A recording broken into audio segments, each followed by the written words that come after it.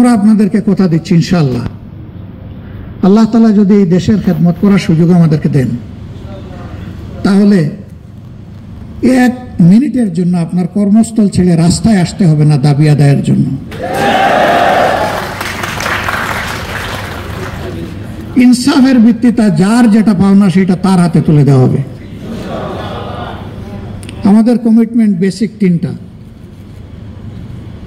Number 1, আমরা এই ভাঙ্গা চূড়ার শিক্ষা ব্যবস্থা রাখবো না। এখানে প্রথম ফোকাস আমাদের, ফার্স্ট অ্যাটেনশন। আমার মেরুদণ্ড নাই তো আমি দাঁড়াবো কিভাবে, আমি বসবো কিভাবে? মেরুদণ্ড ছাড়া তো শুইতেই পারবো না, আমি তো একটা ফুটবল হয়ে যাব। প্রথমে মেরুদণ্ডেই চিকিৎসার জন্য হাত দিতে হবে। এখন কেউ যেন আবার অপপ্রচার না করে যে উন্নয়নের শিক্ষা বাদ দিয়ে এখন শুধু হাদিস কোরআনের শিক্ষা দেওয়া হবে। আরে ভাই, হাদিস কোরআনের ভিতরেই তো সব উন্নয়ন আছে, এবং এটাকে সাপোর্ট করতে গিয়ে দুনিয়ার যত উন্নয়নের শিক্ষা সব ইনকর্পোরেট করা হবে ইনশাল্লাহ। আমরা শুধু যে শিক্ষা মানুষের মধ্যে অনৈতিকতা সৃষ্টি করে, মানুষকে করাপ্ট বানায়, মানুষকে একটা ইতর প্রাণী বানায়, আমরা ওই শিক্ষা দেব না।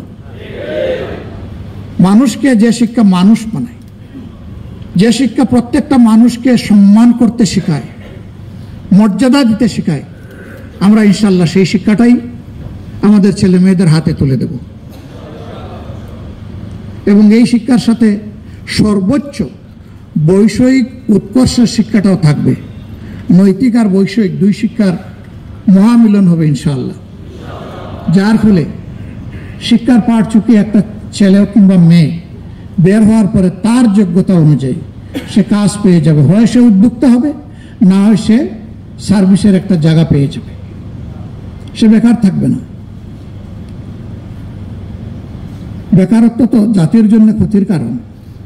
হ্যাঁ, বয়স যাদের হয়ে গেছে, এই দেশকে জাতিকে সেবা দিয়ে এখন আর শরীর যাদের কুলোয় না, তারা ইনশাল্লাহ বেকার নন, আমাদের সম্মানিত সম্পদ হিসাবে আমাদের বুকে থাকবেন ইনশাল্লাহ। কিন্তু কোনো যুবক যুবতী কাজের বাইরে থাকবে না, কাজ যেটাই হোক তার হাতে একটা থাকবে। হয় সে উদ্যোক্তা, না হয় সে চাকরিজীবী, একটা কিছু হবে ইনশাল্লাহ। 2 নম্বর হচ্ছে, শুধু ডিগ্রির ভিত্তিতে এই কল্যাণ রাষ্ট্রে কারো মর্যাদা নির্ণয় হবে না, তার মর্যাদা নির্ণয় হবে তার কাজের ভিত্তিতে।